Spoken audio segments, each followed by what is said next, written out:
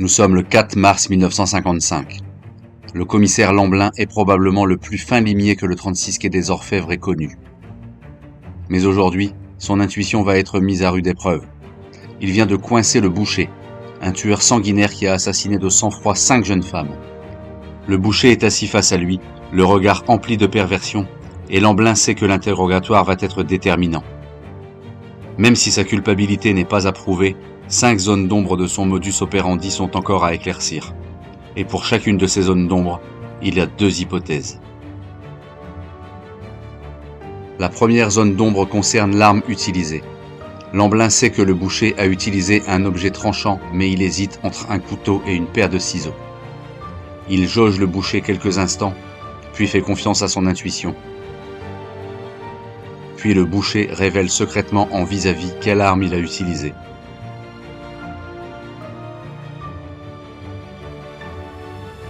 Lamblin se pose ensuite une autre question. Ces 5 jeunes femmes ont-elles été assassinées dans la ruelle où les corps ont été retrouvés, ou a-t-il opéré depuis son domicile non loin de là avant d'abandonner les corps dans la ruelle? À nouveau, il se laisse guider par son intuition, avant que le boucher révèle secrètement la réponse à cette question.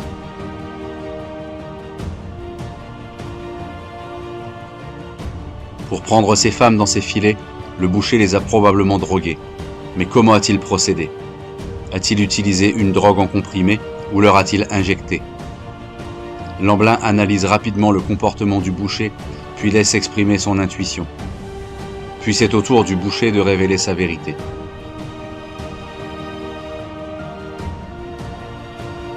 Reste maintenant à savoir si les crimes ont été commis tard dans la nuit ou plus tôt dans la soirée.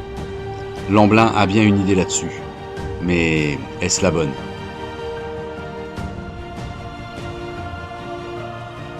Enfin, l'interrogatoire approche de son terme, mais une zone d'ombre n'a pas encore été éclaircie. Le mobile. Pourquoi le boucher a-t-il assassiné ces 5 jeunes femmes? Par amour ou par simple haine? Question délicate. Pour la dernière fois, Lamblin laisse parler son intuition de flic avant que le boucher n'exprime sa vérité.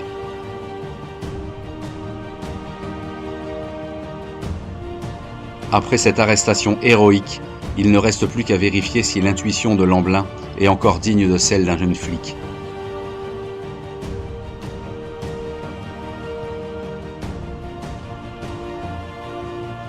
Comme il l'avait imaginé, pour assassiner ses victimes, le boucher avait bien utilisé.